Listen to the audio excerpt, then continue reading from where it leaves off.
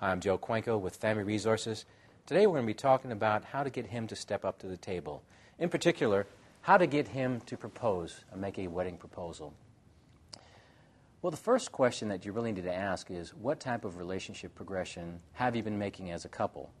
Have you talked about long-term commitments, talked about marriage, and talked about families? Are the foundation fundamentals there? Is there love, trust, respect, friendship, and communication? Because these things have to be there before you make the natural next step. You really need to understand each other and really need to have a dialogue open. Is there love? Is there trust there? Is there the dialogue that's taking place to where you can have that type of intimacy to where it's just a natural progression to say, well, what's the next step for us as a couple? Many couples choose to live together. Many couples decide that rather than doing that, they want a more traditional approach of moving in together, buying a home or whatever after they get married.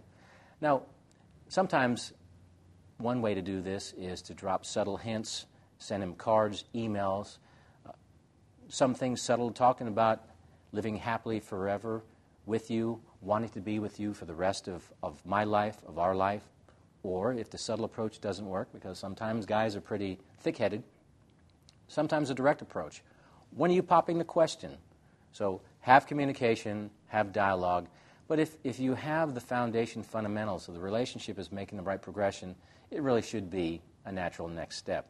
Now, that's not to say that 7-year engagements haven't worked successfully, but oftentimes ladies' fiancés are not willing to wait that long. Dr. John Van Epp has some good research done on the progression of a relationship. There's also marriage education. Family Resources has workshops on this subject.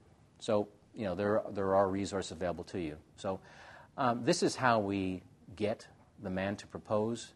Hopefully that's some helpful tips. I'm Joe Cuenco with Family Resources, Relationships for Life.